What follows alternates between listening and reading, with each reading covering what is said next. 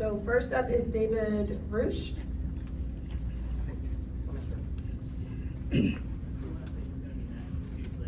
Oh, sure. Next up will be Rachel Garrett. So if you want to just get ready for your comments, that would be great. Hello there, my name is David Rush. To the audience, good evening. All right, hang on. Can you hear me now? Yes. All right, I guarantee it. I like to get close to the mic. To the audience, good evening. To the Board of Trustees, thank you for allowing me to speak tonight. With the recent anti-LGBTQIA rhetoric directed at the library district's gender non-conforming, non-binary, and transgender employees, and all the other employees dragged into the fray, especially the unnecessary personal attacks from the executive director, the county executive, and now the Board of Trustees, including doxing, I feel compelled to speak out against hated religious hatred focused on such a tiny population. 0.6% of the population falls into the transgender umbrella group. MLK once said, darkness cannot drive darkness. Light can do that. He also said, hate cannot drive out hate. Love can do that. For those in the audience, queer people have existed for thousands of years. Diversity in nature and in humans is what makes us in the world unique. Naturally, you would expect human diversity in sexual orientation, gender expression, and identity. Our library is a learning institution that helps educate, holds shared valuable resources, and is a gathering place for the community, including the LGBTQIA community. If you can call a marginalized group inferior, weak, ill, or sinners, you can discriminate against them. History proves this time again. However, did you know Title 7 and 9 of the Civil Rights Act of 1964 prohibits discrimination based on protected classes like race, color, sex, national origin, disability, and age. In June 2020, so only 3 years ago, the Supreme Court ruled in the Bossack versus Clayton County, Georgia case that gender expression and gender orientation are protected under the sex classification. It's time to go to the library and start reading. The outside irrational demands currently dictated to the library are discriminatory and nothing less than harassment. Neither party would have a legitimate standing to partake in such behaviors. This is why the library district has repeatedly stated we will not change our policy. Gender diverse people have a fundamental right to exist and interact as productive members of society. So please practice inclusion and stand with the LGBTQIA community. Religious rights are also protected under the Civil Rights Act of 1964. However, you do not have the right to force your beliefs on others, which is what's happening today. For those who are Christian. I'm sorry, your comment period is up. Thank you. Is it over? It is over. Thank you. Next up is Rachel. Please hold your applause. Rachel Garrett. After Rachel will be Sadie Anderson.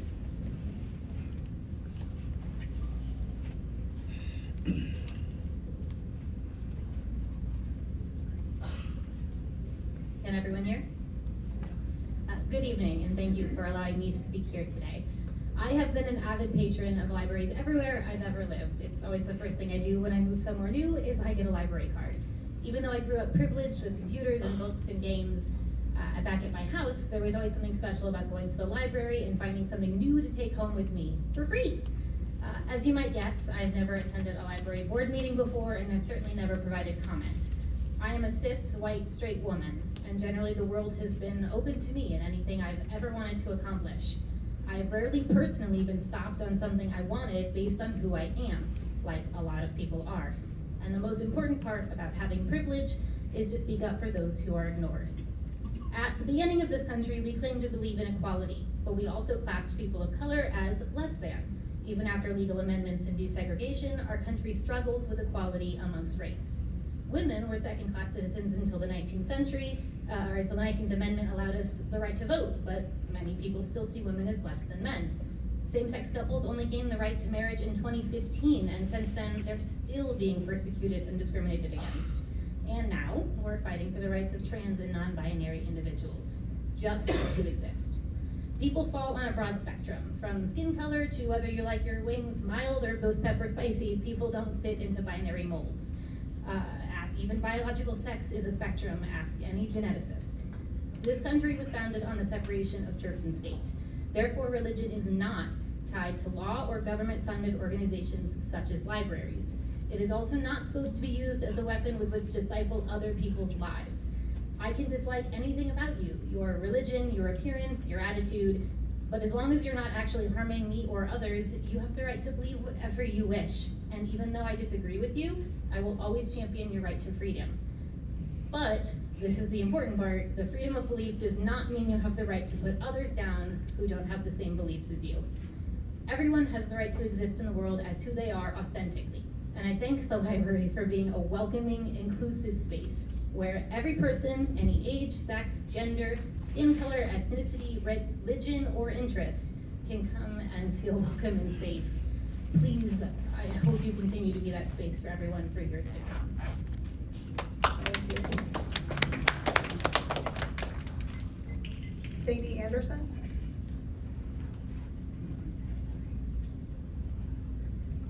Daniel Davidson. And then Jim Rhodes will be next after that.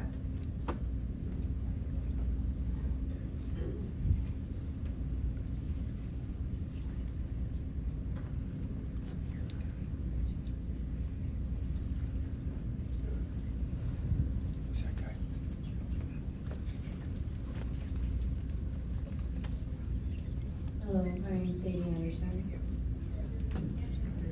I'm deeply saddened that the reason I'm speaking with you today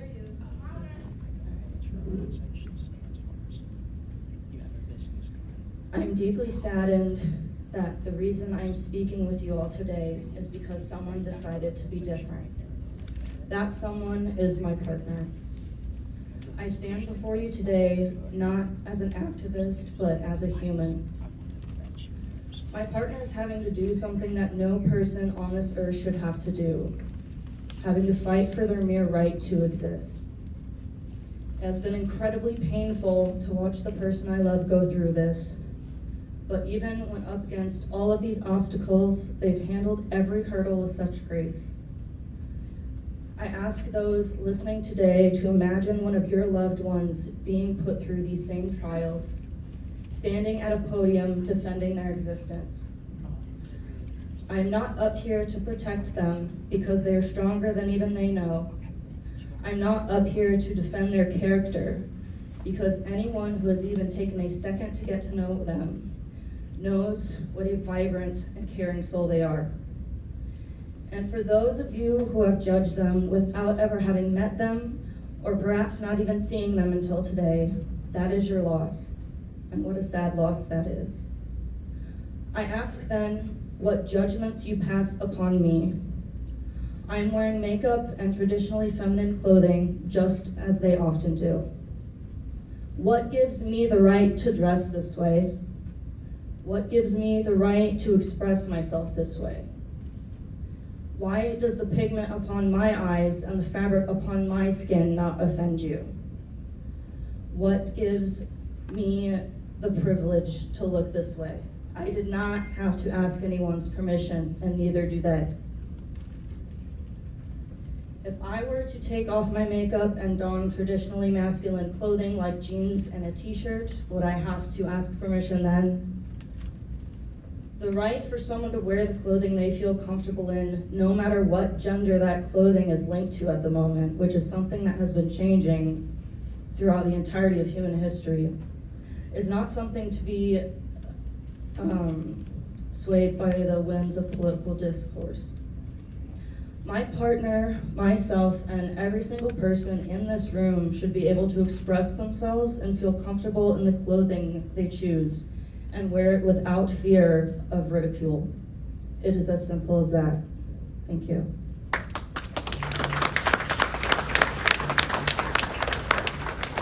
Jim Rhodes?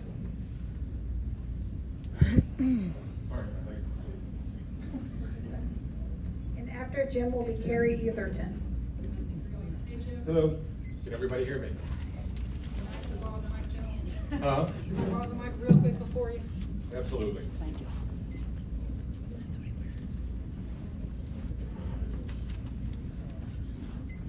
Is this proper? This isn't proper. Oh, so that was, I'm Daniel sorry. Davidson. Sorry, Daniel, It got skipped. sorry. Apologies. I didn't realize that was Sadie. Y'all hear me good? Yep. I keep hearing something that's been bothering me. Trans ideology, or more commonly known, as trans people existing, is a modern trend. This bothers me because I'm a student of history and I know this to be unequivocally false. Apologies. This bothers me because I am a student of history and I know this to be unequivocally false. If we look to ancient Sumeria, ancient Greece, ancient Rome, indigenous Americans, or many other historical societies, we can see examples of people who defied gender roles, expectations, and attire. This alone proves that transgender people are anything but modern. However, we can find a more poignant example in Germany. While many of us have seen the iconic photo of Nazis burning books in the streets, how many of us know what books they were burning? Based on my own personal experience, I'd imagine that most people don't, regardless of where they sit on trans rights. Well, to start, it wasn't just books. You see, the Nazis raided the very first trans healthcare institute the world had ever seen. So not only were numerous books burned, but also patients' medical records. The destruction of the Trans Healthcare Institute has been referred to some historians as a memoricide. Essentially, the Nazis undertook an effort to erase the memory of trans people from existence. And apparently, they were quite successful. I mean, I've known many trans people who didn't know about this part of their history. My point is this: trans people have existed for a long time, and they will continue to exist for a long time after we all leave this room. Nothing that anyone says or does will change that. However, throughout various periods of history, trans people have felt the need to hide themselves for fear of violence, harassment, or a lack of understanding. But that's no way to live. I stand here today in solidarity with my trans brothers, sisters, and siblings. Both those here today, and those who have stood here before me. It is for them that I refuse to be bullied back into the closet. Thank you for your time.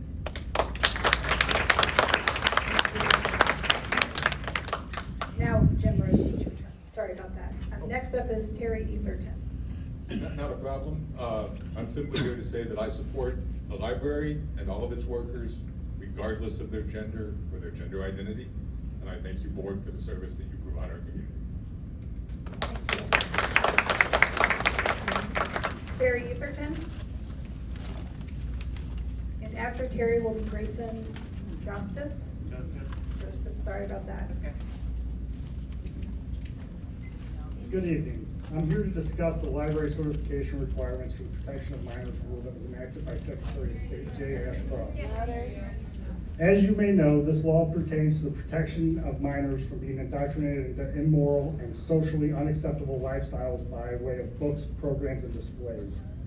I know that none of you on this board have any idea what's being displayed in our libraries because not one of you own a library card. So let me fill you in. Before this rule was introduced, this library system was engaged in story time for children with a cross-dresser. This happened at Kisker Library in December of 2017. Books currently on display in the children's section are of a specific sexualizing theme. There are currently children's books on displays at the entrance of every library in this county that have one theme, pride. So what will your proposal be to the state to fulfill 15 CR 30-200.015?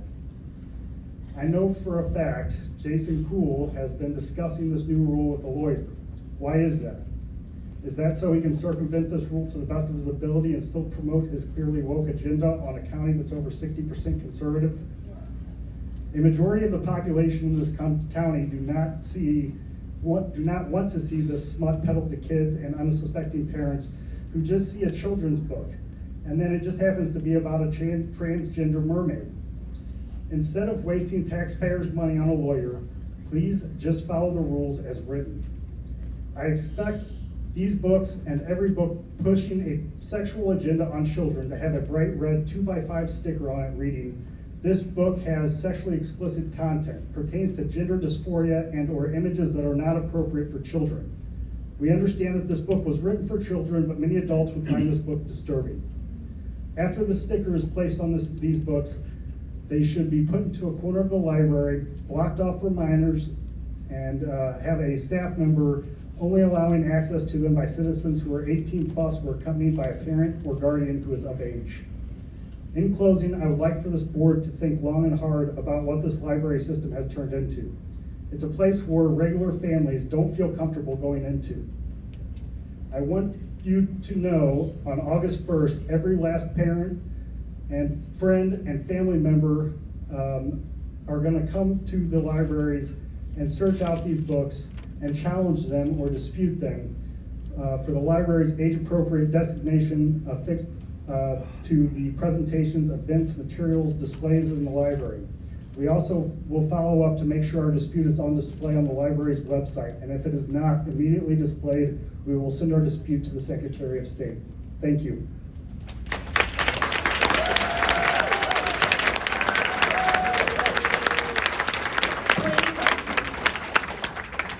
Again, I would like to remind everyone present that we do not want disruptions of the meeting. So no applause, no cheering.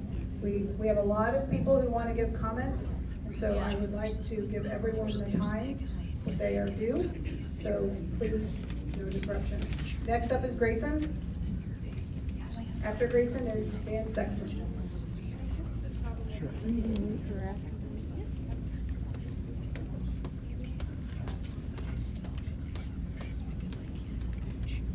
Can anyone hear me? Yeah.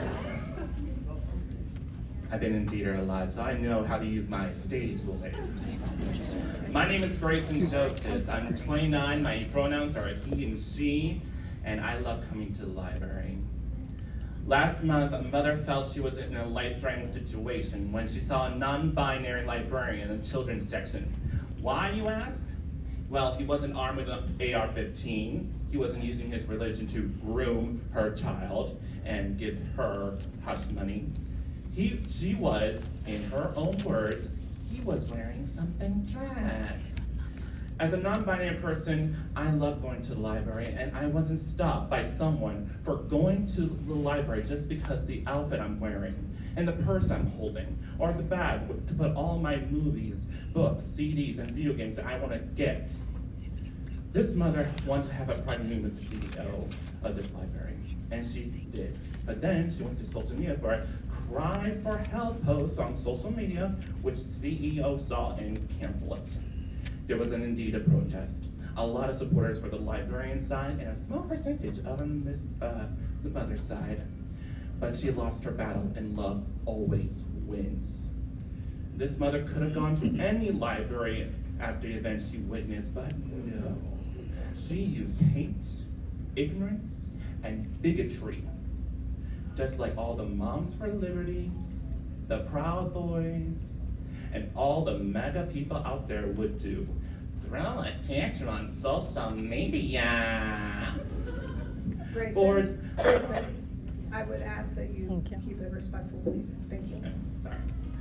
Board, I would like you to stay strong and be the greatest supporters of the LGBTQIA+ community, because we support our librarians, even though in this difficult time with MOLAG defunding money for all the libraries everywhere here in Missouri. Love trumps hate. Thank you very much. Happy Pride Month.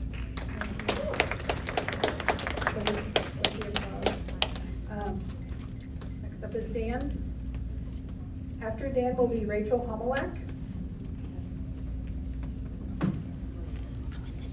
Thank you for allowing the public comment.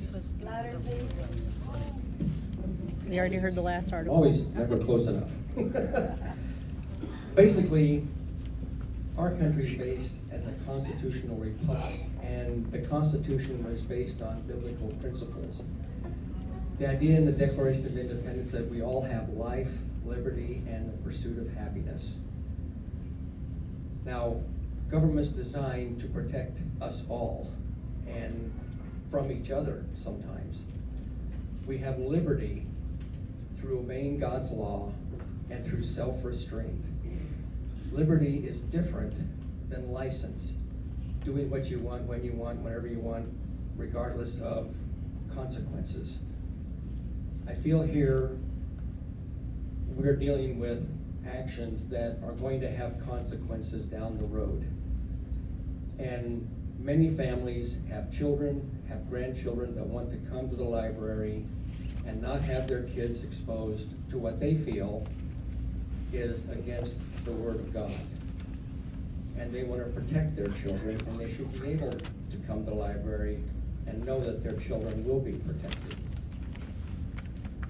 So we have to reason together and find how we can live together, but not have either side shove things down people's throats.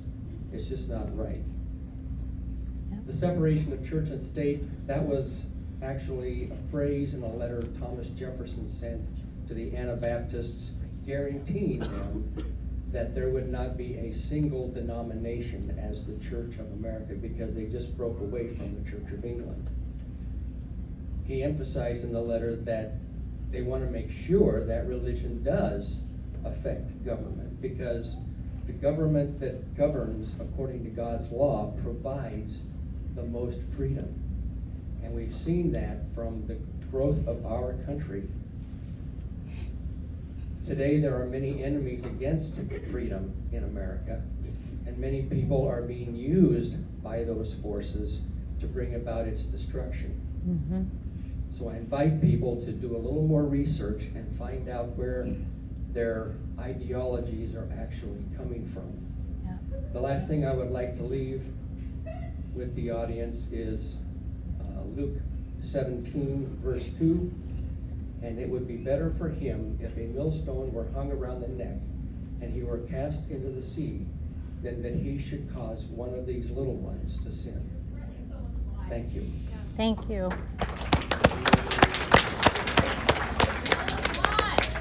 I'm going to take a pause here and again remind those present of the rules that I laid out at the beginning of public comment.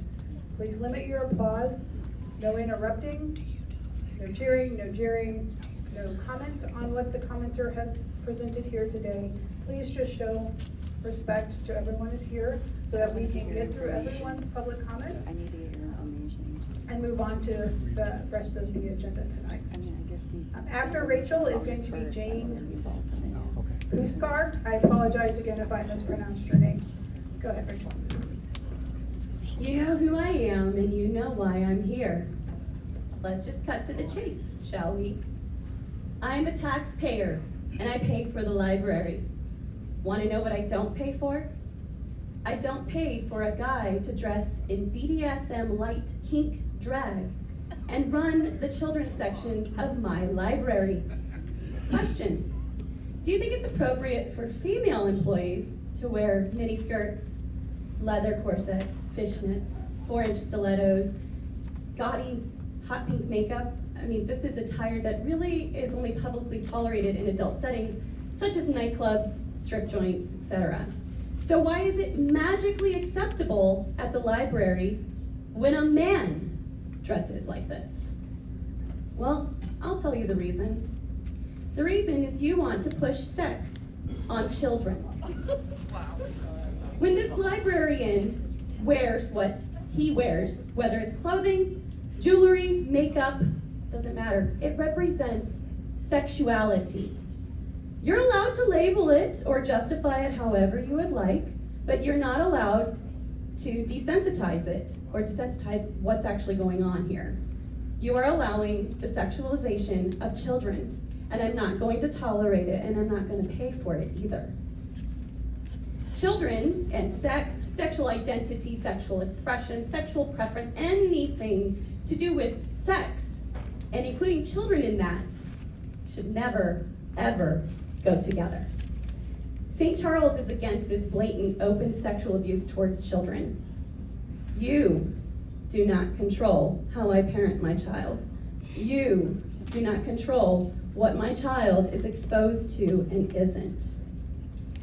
And just in case you didn't see, we passed along some copies of the comment cards that were sent, to which I believe Jason requested be sent to him. I wanted to make sure that you received the fraction of the people that sent me a photograph of their comment cards. Do you want to know who else opposes this nonsense?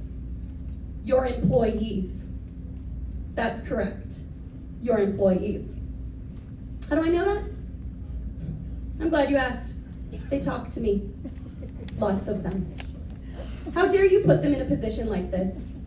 And how dare you force them to play along with sick, perverted sexual fantasies?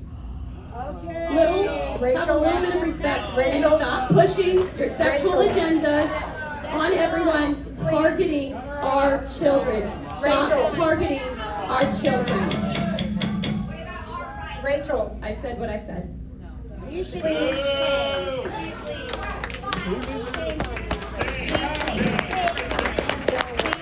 I think at this time we're going to take a 10-minute break.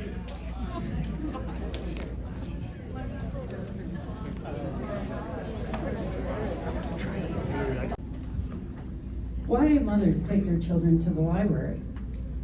To instill a love of learning through books and other media. What do mothers expect when they get to the library? They expect a calm and relaxing environment, free of the craziness outside. What do mothers find when they enter a St. Charles City County library?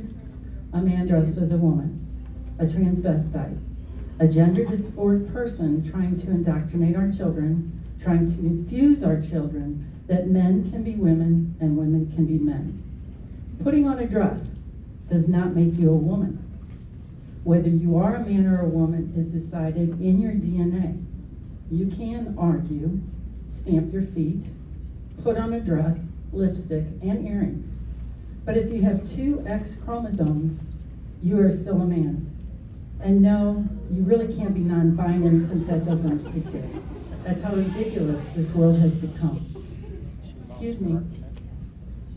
But what you have become with your heels, makeup, and dresses is a drag queen in a children's library. It's not your job to decide what our children should be exposed to. That's our job as parents. Our job as parents is to raise our children with our values, not yours. It is our job to protect our children. Our job as parents is to hold those accountable who want to do our children harm. And that is why we are here tonight. To Mr. Ellman, you appointed directors to this board. I suggest that your ability to do so be taken away, since it's clear you misrepresented the truth by claiming that you had nothing to do with it. To Mr. Kuhl, you should at the very least be fired, since it is apparent that you are incapable of common decency, much less attending a non-threatening meeting with Rachel. Why would you hire a person who insists on wearing women's clothing when they're a male? Why would someone hire an employee insisting on pretending to be a woman to work in a children's section of the library? Is the intent to force your view of yourself onto an innocent child? If it's not that, is it easy access to children? Just exactly what is the intent?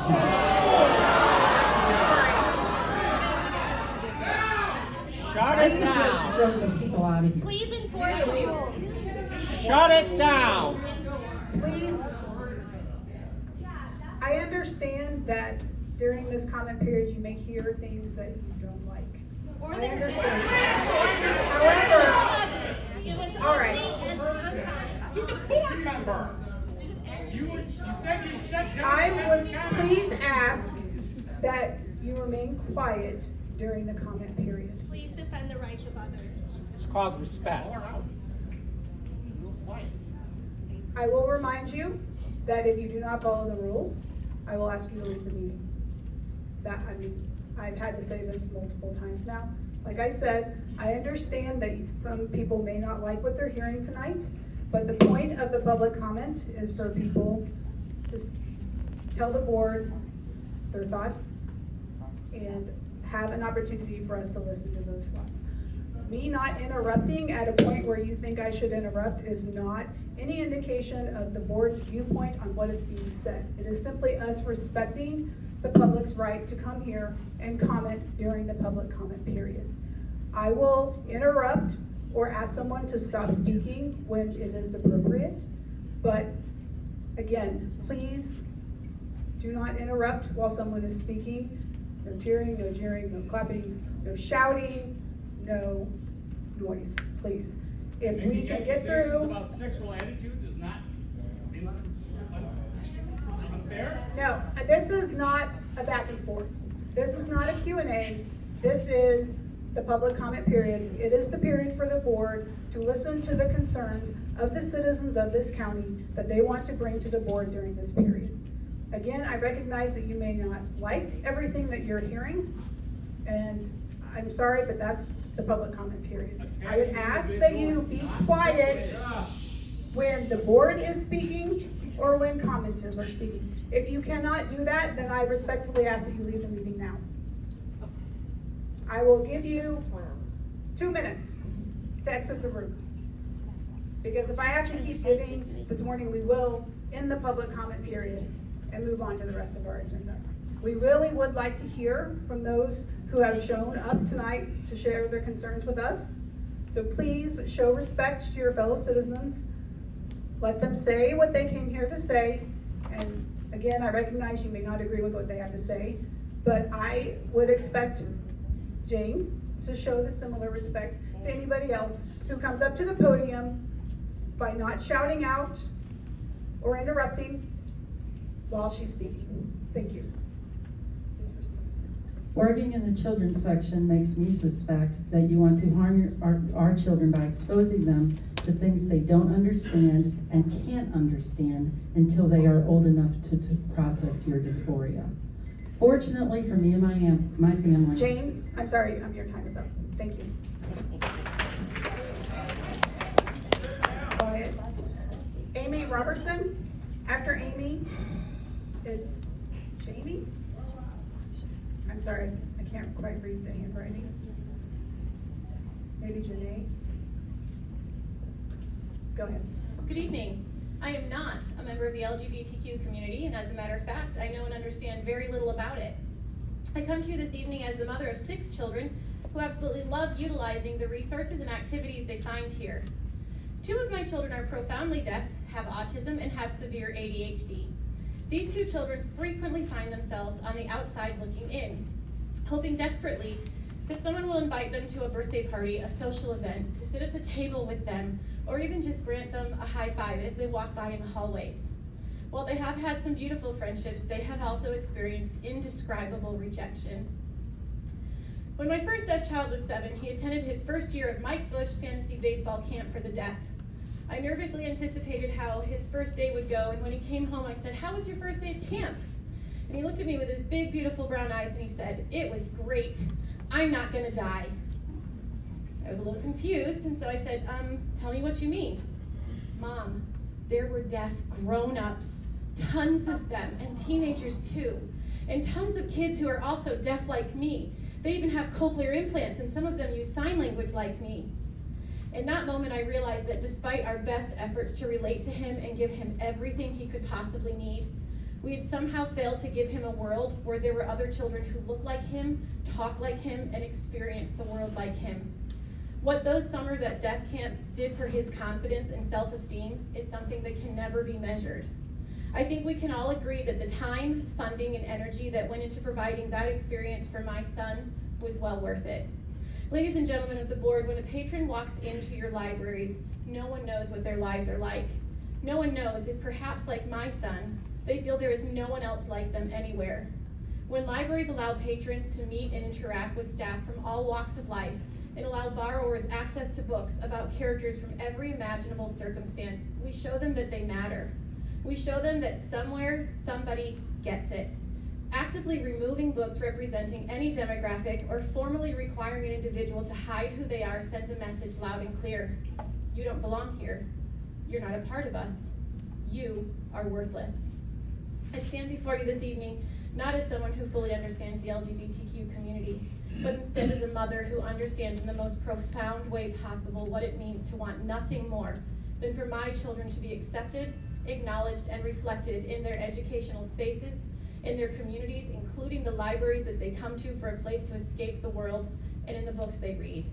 As you make decisions moving forward that will impact the message sent to all people who are different, especially the LGBTQ community, please make choices that will send them a loud and clear message. We see you. We love you. You are part of us. You matter. You are of great value.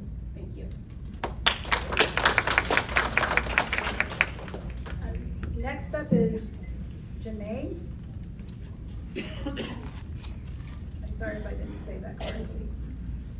After Janae is Nancy Delcourt. Hi, I assume everybody's here because they love the library, right? Am I right?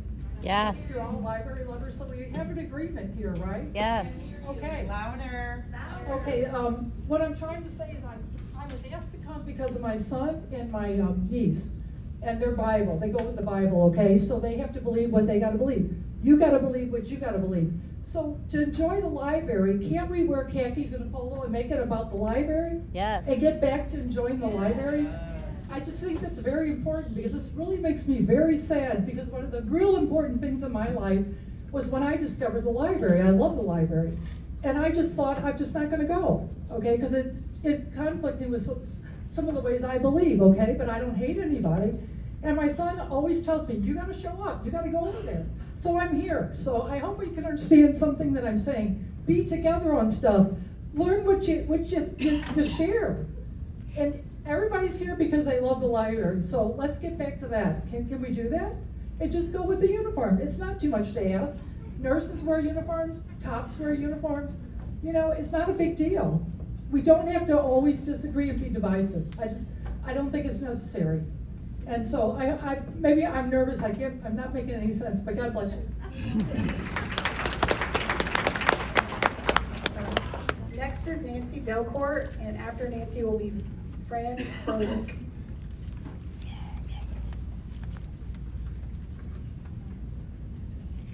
Good evening.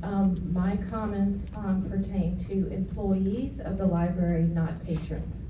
Let me read to you portions of the employee dress code for this library system. Employees serve as representatives of the library, therefore must present a professional appearance while on duty.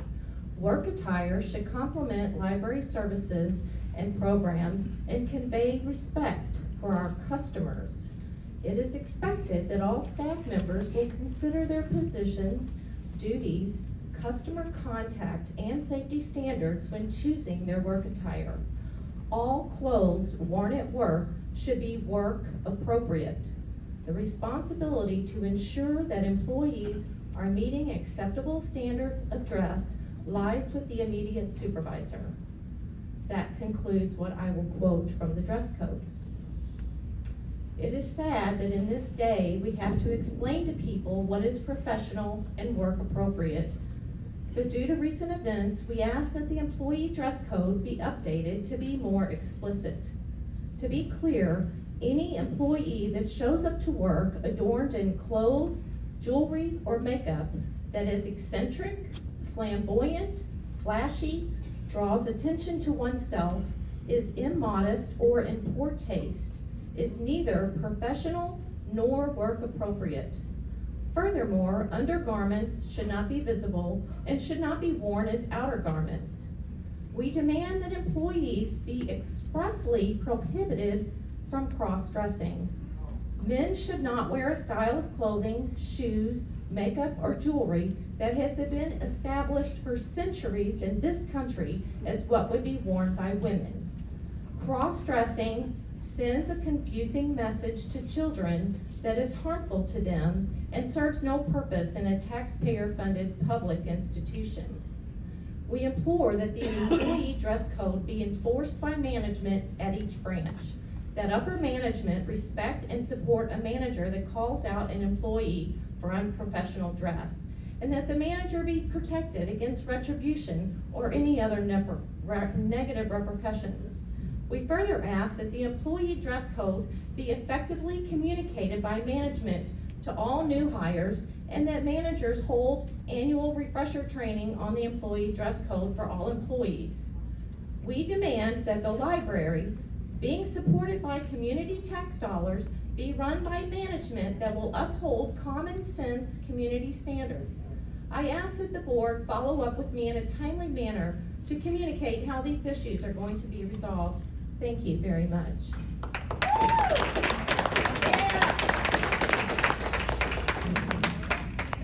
Next is Fran Froelich. Hi, can you hear me?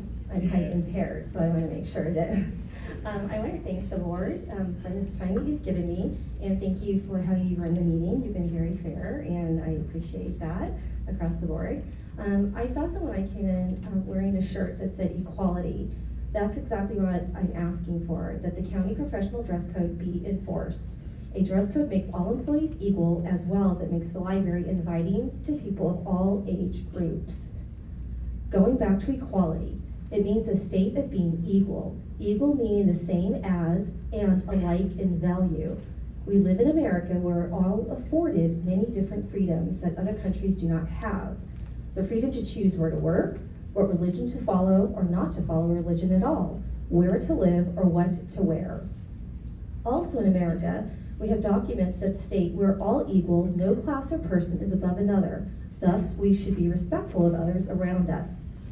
I am personally teaching my children that all things are permissible, but not things are all beneficial. We should be respectful of others around us. We have the freedom to dress how we want to outside of our work environment, but the county has a dress code for employees. If a person does not want to follow the dress code, they are free to work someplace else.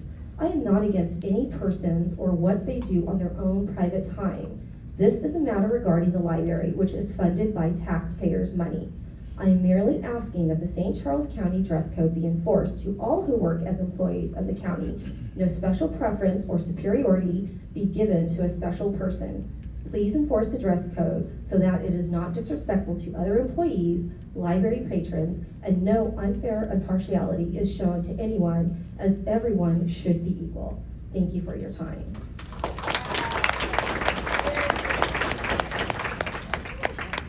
Next is Brent Palmer.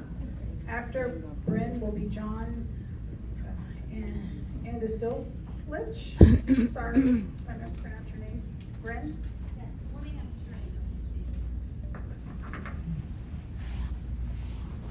Yes, please.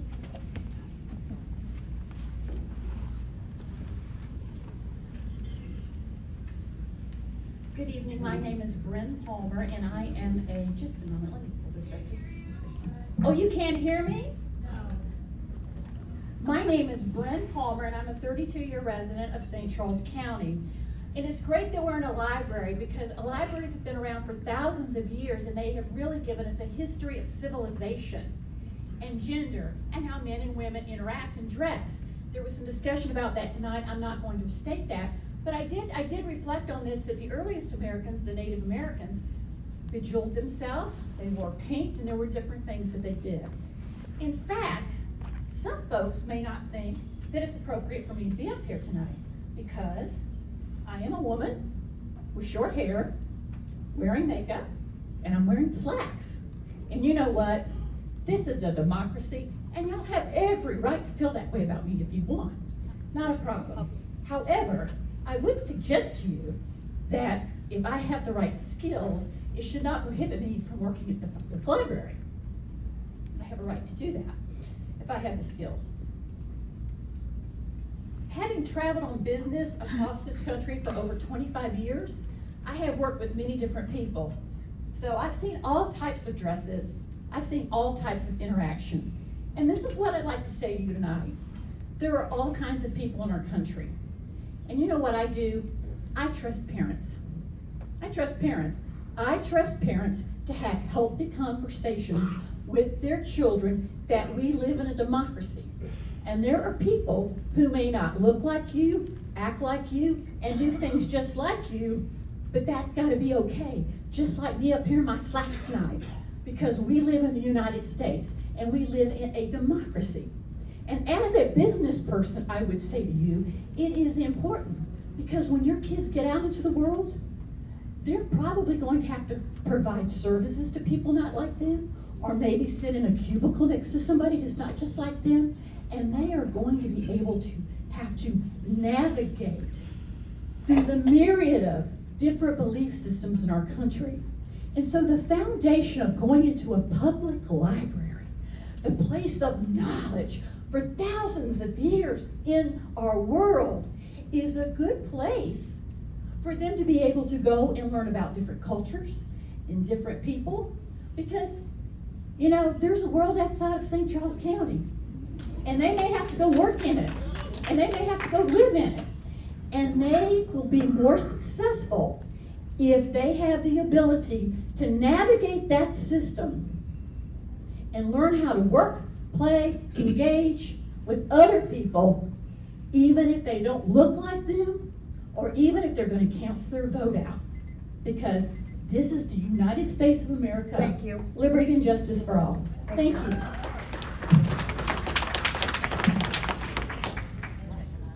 John? After John will be Don Crozier. I like your idea of holding this thing. My name is John Andeslich. I live out in St. Peter's, and I'm a father, grandfather, and great-grandfather. And when I became aware of what was going on in our libraries, I was a little concerned because I grew up in what you might know if you watch the reruns, Mayberry. I probably know Aunt Bee and Opie and Andy real well. But there is such a thing as age appropriate. And I know I don't like to see the things that are being put out in the library that are not what I consider age appropriate. And sure, you know, we have to work with all kinds of people. I love all kinds of people. I like a lot of people who don't agree with me. And as long as we can have a cordial conversation. But that doesn't mean that we expose young children to things that are a little bit beyond their age. And I think all the sexual things that are out there in the world, and things that a lot of us, well, not too many in an age older than me running around now, but we never thought about back in the day. So, and I thought the suggestion for the dress code was a really good one. I've never worked anywhere that they didn't have a dress code. And if that solves some problems, I think that'd be a good idea. But I'm not here to hate anybody or whatever, but I do have some grandkids I like to look out for, and I like to look out for my neighbors' grandkids. So I thank the board. I thank all of you for listening. I didn't get any interruptions. That's wonderful. Thank you. Don Crozier. After Don will be Arnie Dienoff. Hi, my name is Don Crozier, and I'm a 40-year resident of the county. I'll keep this brief. I just want to say I think you're all doing a great job. I love the library system. I don't think we need a dress code. I think it's better for morale and for employees if they can all express themselves and, you know, just be, you know, happy workers. And you know, I'm not sure what else to say, but I support y'all, and thanks to all the employees and the board and the administration. Thank you very much. Arnie. After Arnie is Vanessa Hagedorn.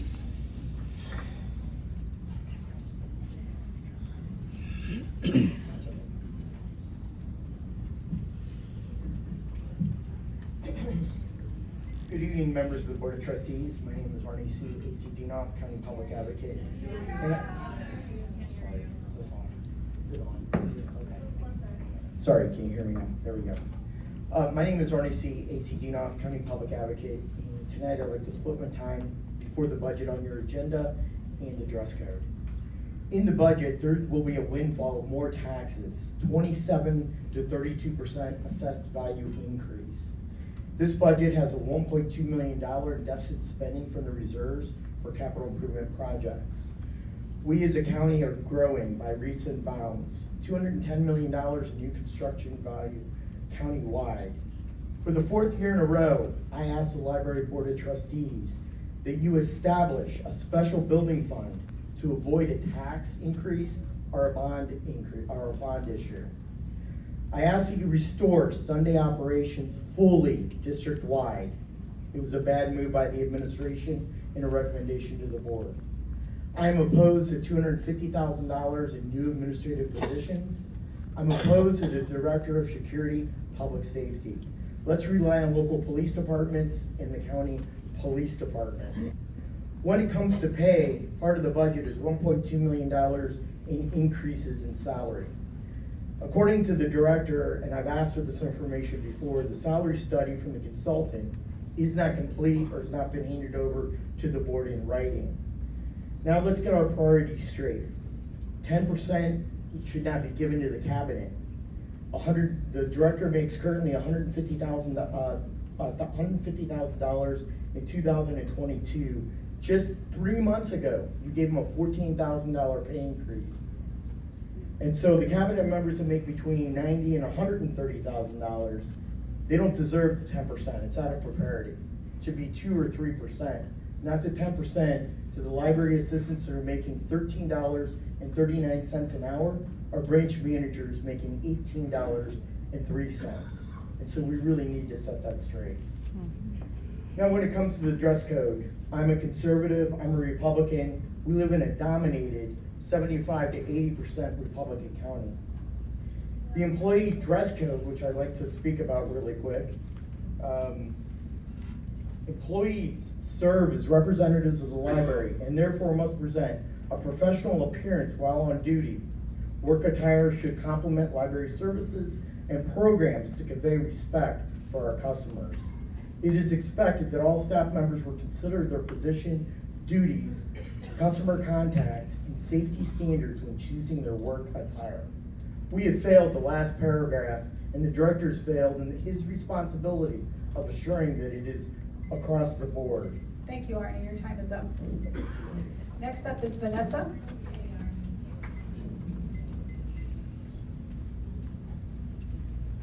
And after Vanessa is Jason Lee.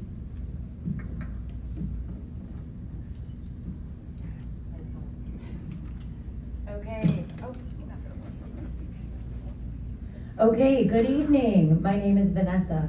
I'm a former elementary school teacher, child advocate, and the mother of 3 beautiful children. There is nothing I won't do for my children. It is my duty as a parent to protect them and educate them. This includes protecting them from confusion. Confusion is a form of abuse that psychologically assaults the child's mind. Having a man dressed as a woman working in the public library's children's section is harmful and confusing for our children. It's harmful to expose them to something they're unable to comprehend. I cannot imagine the pain and confusion that this individual must be feeling. My heart goes out to him, and there is absolutely no hate in my heart towards him or anyone. Just the opposite, actually. Since libraries serve the general public, we need to be able to have discussions about these things without fear of being labeled hateful or phobic for having a different opinion. This is America. It is our job as parents to not place children in a position that causes them confusion. If an adult practices a drag way of presenting themselves, that is their business. But when this expression is brought by an employee into a public space where children are influenced, then it becomes my business. There are many St. Charles County families who do not want to expose their young children to things that go against their personal beliefs and values. There's nothing wrong with our public library sticking to a neutral dress code. Many organizations have them. The library states under its values it's a space for all. If that's the case, there should be no issue in implementing a neutral dress code, so all people can access the library their tax dollars pay for. As a lifelong lover of the library, and now instilling this love into my own children, we don't attend the library to find out someone's sexual identity or preference. It's the library. We go to check out books. The library is not a place for sexual expression. Sexually expressing oneself in front of children is not appropriate. This community values our children and we want to maintain their innocence. This community would like to request all employees adhere to a public standard dress code. Children are precious. Their safety should never be compromised because of a grown man's feelings. Again, children's safety should never be compromised because of a grown man's feelings. Thank you for all of your time. Again, a reminder to please not be disruptive. No booing, no applauding, no interrupting. Jason Lee, it is your turn to speak. After Jason is Wade Bear. Thank you, board, for letting me speak. So I'm Jason. I was raised in a small town, somewhere in the St. Louis area. I went to a private grade school in that small town for 8 years. For some of those years, my mom was my bus driver.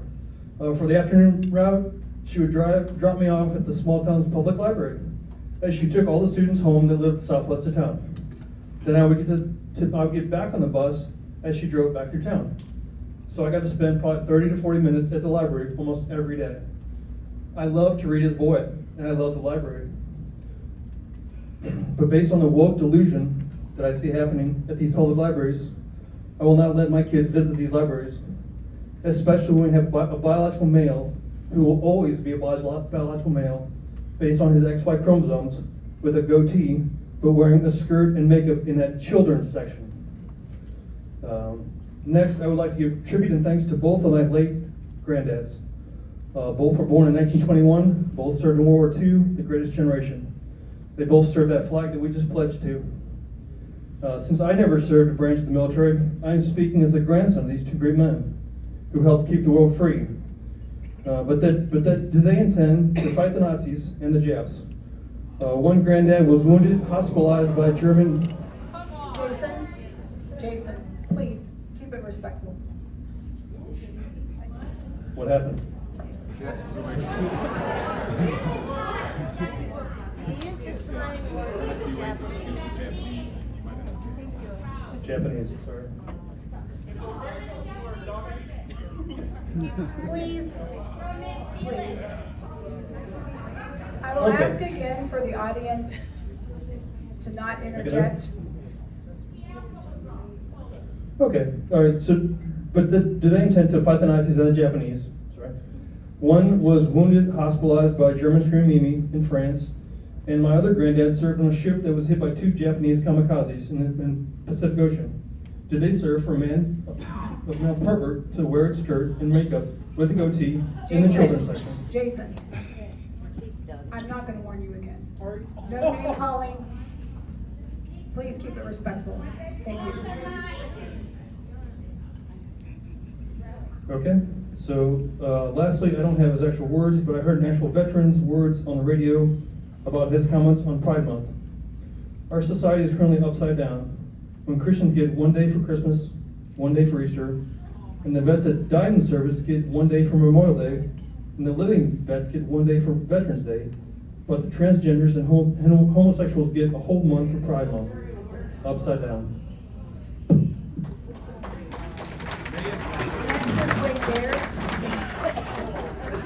And after Wade is Tina.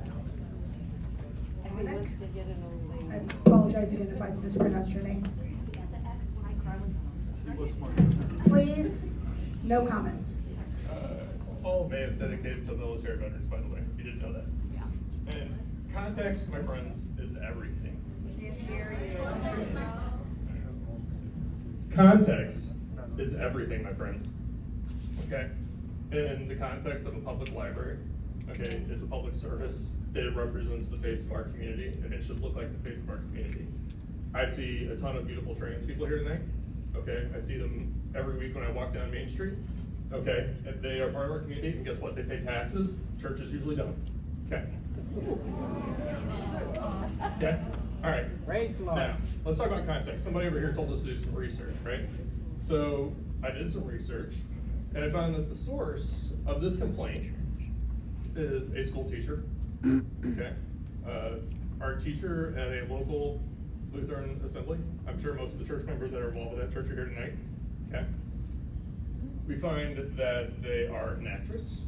They participate in local musicals, plays, Beauty and the Beast, stuff like that, right? So then we find that they attend the Lamps and Lanterns Festival, and they put on a dress and a beard, and they dress as a bearded lady. Okay, so for discussions about confusion, okay, I'm sure a 4-year-old doesn't know the difference when mom plays dress up versus when a trans person expresses themselves. I'm sure they can't tell the difference, all right? Now, we also find that, like most people who hide behind hoods, okay, that they use fake names when they're online. And this person goes by the name of Rachel Holmes, H-O-M-Z, runs Bluey memes. Bluey is a cartoon character distributed by Disney. It's an Australian character. And it started out as friendly cartoon characters and memes, and then devolved into transphobic, bigoted memes. Okay. Also, this person participates in a group called Farty Butts Based Bigot Posting. Okay, bigot posting. So, when you look at this page, it's full of all sorts of anti-trans memes. Okay, it's full of Holocaust denial memes. Okay, and all sorts of behavior that is not at all conducive to conservative Christianity. Jesus Christ said, love your neighbor. He said, love your enemies. Even the trans ones. Okay? Like, it's not that hard. Okay, but understand that what we have here is an actress who put on, quite frankly, a terrible performance tonight.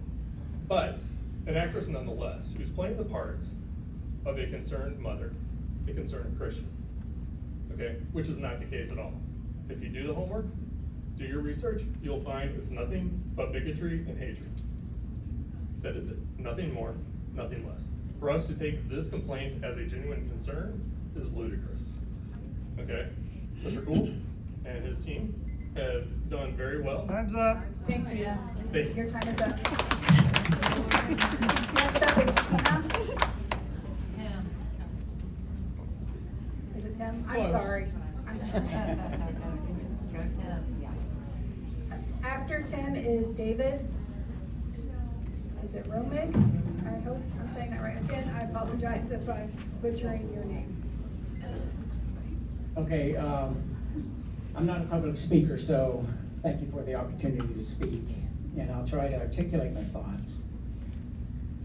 So there's been an interesting, gallant attempt to try and hijack the terms of acceptance and tolerance, what I'm hearing tonight.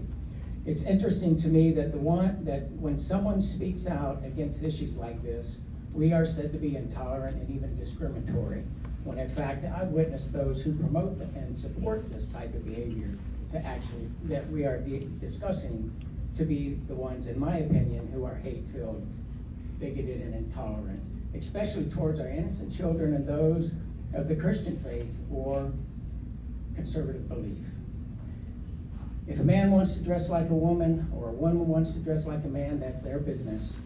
But don't try and indoctrinate or force it on our innocent children or those who do not believe or agree with the lifestyle.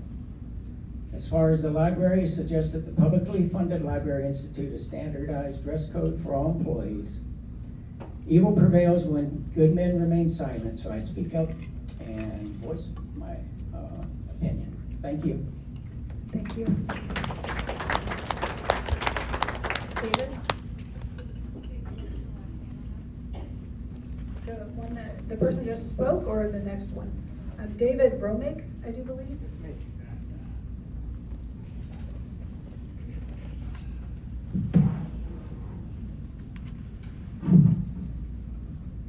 Good evening. My name is David. I want to say first that disagreeing with transgenderism does not mean denying the pain of gender dysphoria. I'm going to share with you some Bible quotations. I want you to know that the first three, I'm going to share four. The first three are from the Pentateuch. Therefore, they are accepted as authoritative by the Jewish religion, by Islam, and by Christianity. That is not very often shared in this discussion. The first quote is from Genesis 1:12 26a through 28a. Says, then God said, let us make man in our image after our likeness. So God created man in his own image. In the image of God he created him. Male and female he created them. And God blessed them. And God said to them, be fruitful and multiply and fill the earth. Second scripture is from Leviticus 18, which in my Bible is subtitled Unlawful Sexual Relationships. That include things like incest, bestiality, stuff like that. Verse 18 says, you shall not lie with the man as with the woman. It is an abomination. The third scripture is from Deuteronomy 22, verse 5. Now this one's very few probably have even seen about it, but anyway, it says, a woman shall not wear a man's garment, nor shall a man put on a woman's cloak, for whoever does these things is an abomination to the Lord your God. Now the last scripture is from Matthew 18. The Islamic faith accepts that because they accept the Gospels, the four Gospels, as authoritative. In this scripture, Jesus, again, Matthew 18, verses 1 through 6, I'm going to paraphrase a little bit. It says, the disciples asked Jesus, who is the greatest in the kingdom of heaven?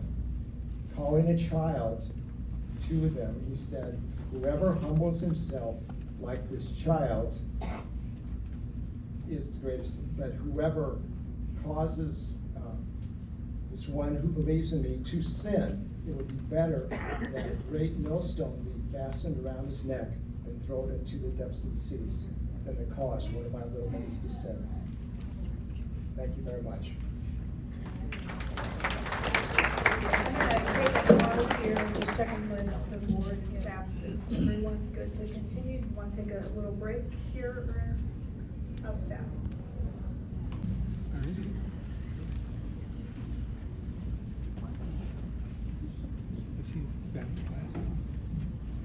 Hello, can everyone hear me?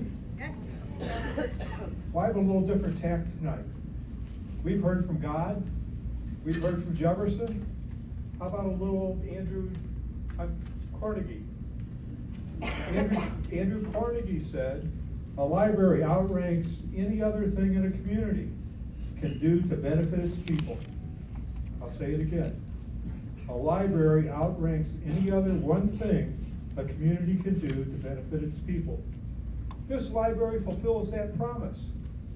I see visitors working, applying for jobs, filling out government forms on the computers.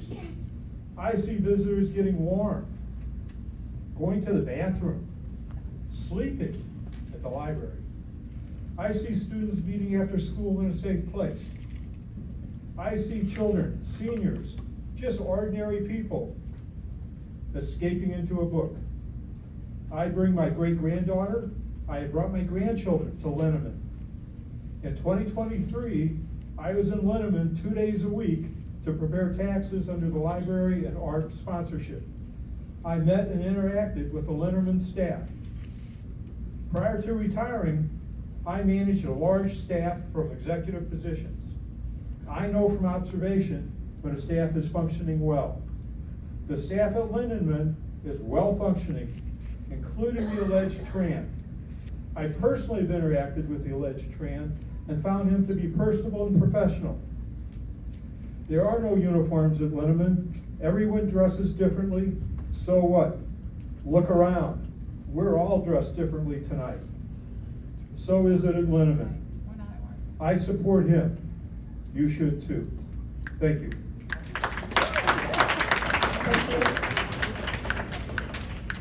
Next up is Kristen Siebert.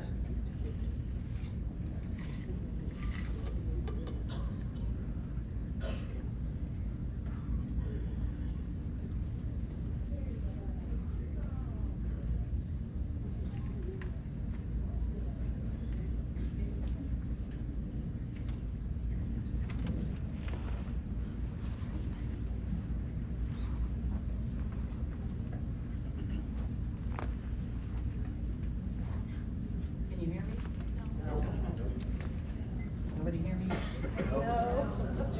floor. Hello? There you go. Well, that's hi. Thank you for letting me speak tonight. I'm just here tonight, hopefully to represent the majority of St. Charles County residents who can't be here tonight, who would like this library to remain just as it is, a comprehensive resource of quality materials. So I urge the board to ignore the loud voices of an activist minority who are seeking to make this library system representative of only their preferences and sensibilities. Everyone is welcome at the library, and everyone should be represented there. Thank you. Thank you. Next up is Ryan Christina. And following Ryan will be Ward Silver.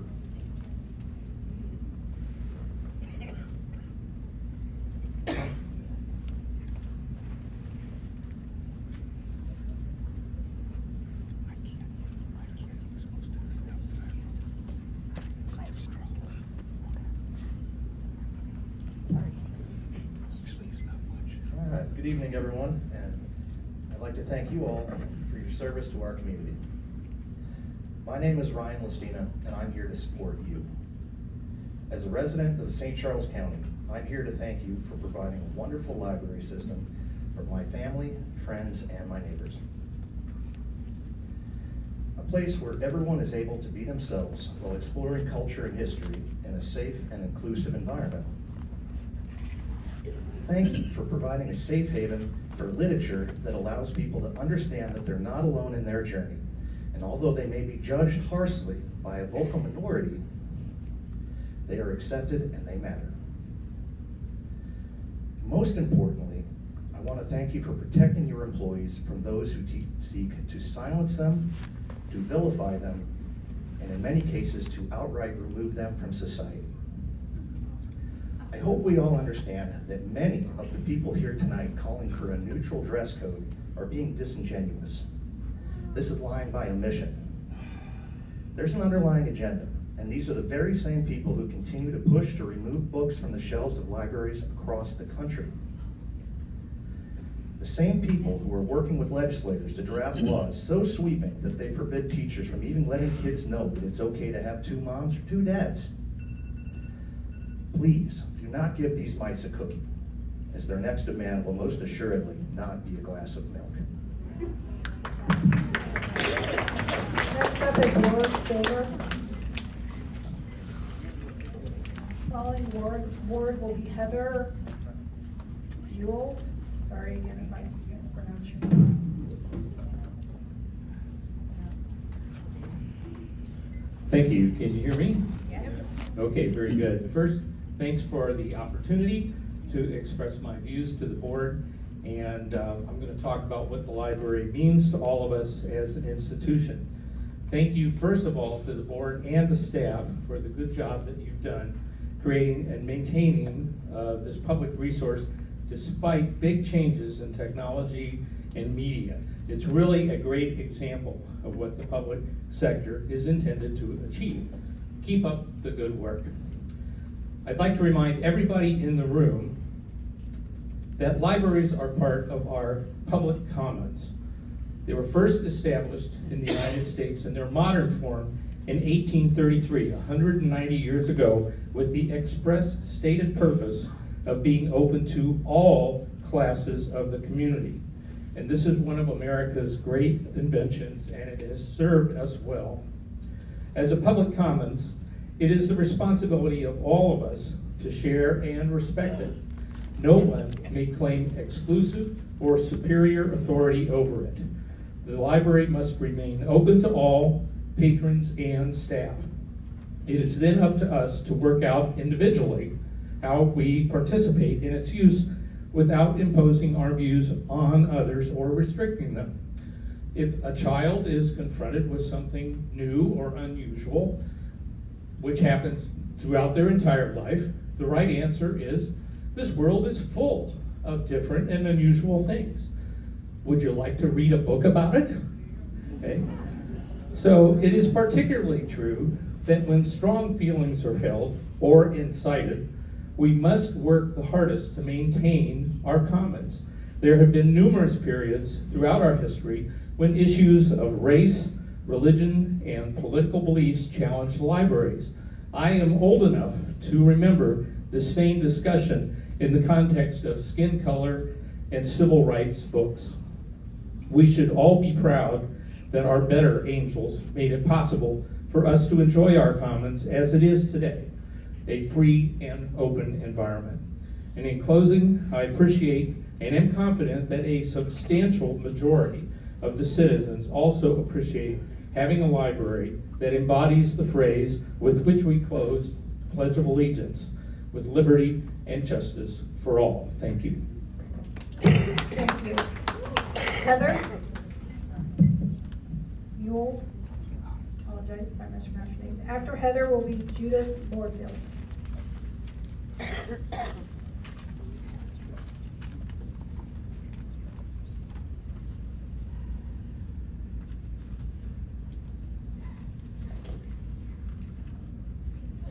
Maybe? I don't know. Heather? Maybe? M-U... No. V-O-G-T? Okay. No? Yes? Maybe? Sorry, it looks like M-U-O-L-D. I apologize.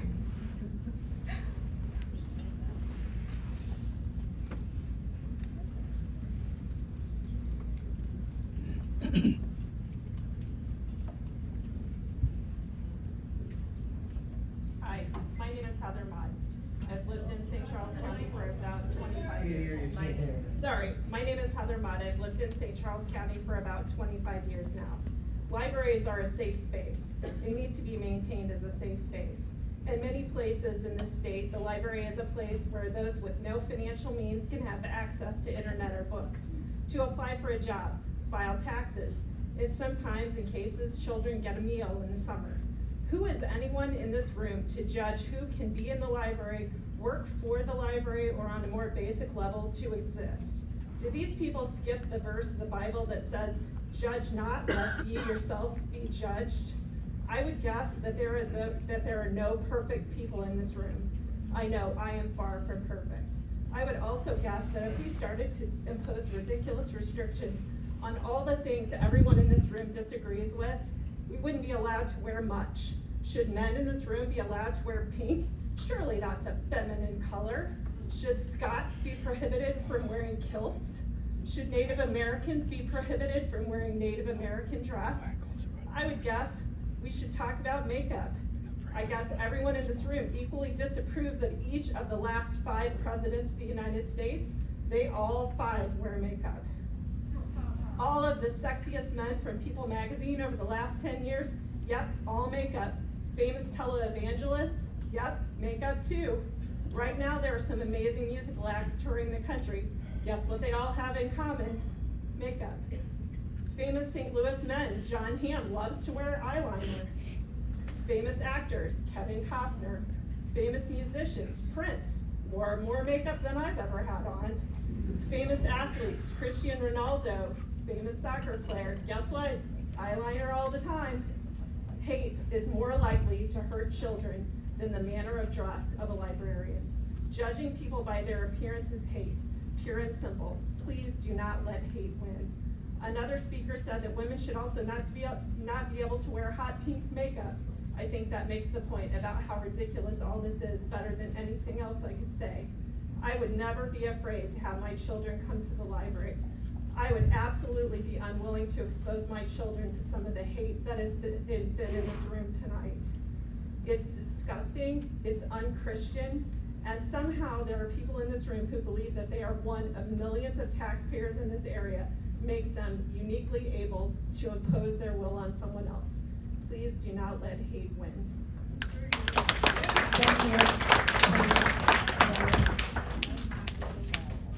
Next up is Judith Moorfield. And after Judith will be Caroline Dungan, D-U-N-G-A-N. Apologies again for mispronouncing your name. Hi, thank you for allowing me to speak. So much emotion in this room tonight, on both sides. but thank you for giving all of us an opportunity. When I was growing up, the library was safe. One of those places where kids could be dropped off without fear of anything happening to us or no big surprises. I am here to speak tonight because now libraries not only have books that pose a danger, i.e. with sexually explicit and pornographic words and drawings that adults aren't even allowed to read samples from at county council meetings, but now we have men dressing as women. The trans people are not content doing what they do in private. That's their business. It's my business what I do in private. I don't judge and I don't hate. I actually have some people in my life that I love deeply who have completely different ideas of what is right or wrong. I don't hate them. But when you go flaunting it and now trying to shove it down our throats, we hear a lot tonight about religion being shoved down throats. No, it's the opposite. You are trying to shove it down our throats. Most people are not confused about who they are. But their goal is to change that, starting with children. God does not create confusion. His creations, including all of us, male and female, were wondrously made and made in his image, meaning that we were given a mind, emotions, and an intellect with which to reason and rule this earth using his good laws meant for our good, not evil. Satan is the father of lies, and he is the one who causes confusion, strife, and hatred through pride and deceit. By the way, everybody has religion. Religion is all about who or what we worship. Those who follow God Almighty do not hate the man who dresses as a woman, but we most certainly hate what he tries to push, namely confusion upon children. They don't need that. It's already difficult enough. Love rejoices with the truth. So to condone a travesty is to lie against the truth, and it is the opposite of love. God has very strong words to say to those who would harm children, and I've heard the groans, but it's already been said about the millstone. Well, Jesus said that it would be better for that to happen to you than to lead a child into stumbling. You lead a child into stumbling when you cause them confusion. Let them make their own decisions when they get to your age. So why would you promote the stumbling block for children? Thank you. Your time is up.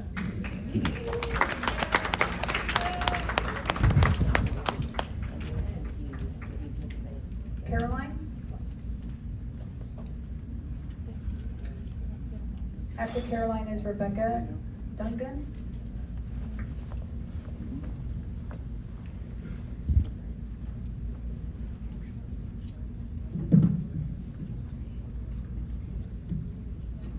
Good evening. I'm Carolyn Duncan. I had prepared some words to share with you. I actually emailed them all to you yesterday. But a lot of people have already made the points that I originally made, so I just want to speak from my heart a little bit. I love the library. I've been here for 24 years as a card holder. I have brought my children here, who are now 19 and 14. We had years when we didn't have a lot of money for entertainment, and we used library programs all the time. My children are now older. My 19-year-old, you're actually going to hear from in a minute.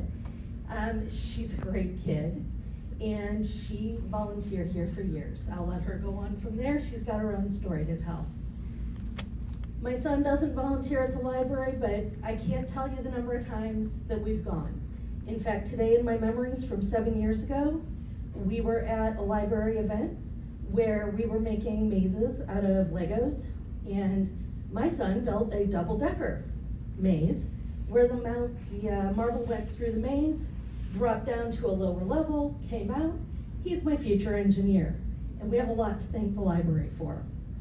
One of the things that I need to thank the library for is no matter what interests we have, no matter what we want to learn, no matter what we want to borrow, when we needed internet access,